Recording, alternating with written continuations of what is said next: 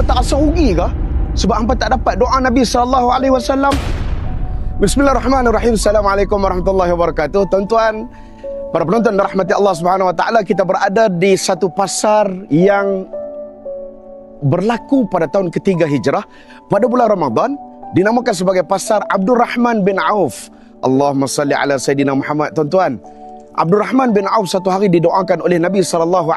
Nabi doakan kepada Abdul Rahman bin Auf, ya Allah, berkatilah dengan apa yang diwakafkan oleh Abdul Rahman, diinfakkan oleh Abdul Rahman bin Auf. Apa yang diinfakkan oleh Abdul Rahman bin Auf?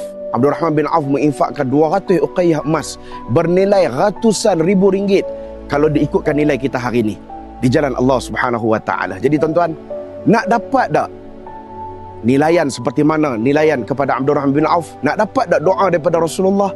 Dengan kita meninfakkan sebahagian daripada harta kita di jalan Allah Subhanahu Wa Taala. Jadi tuan-tuan, pihak Pupis memerlukan dana lebih kurang 150,000 sahaja lagi untuk kita tebus tanah yang berada di sebelah kawasan pendidikan Pupis.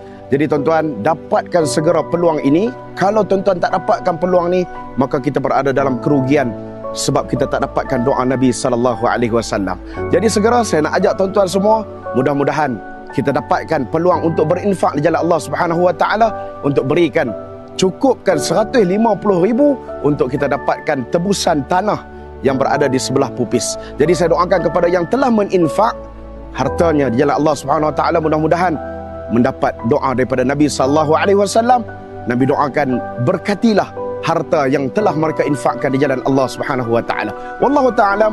Assalamualaikum warahmatullahi wabarakatuh.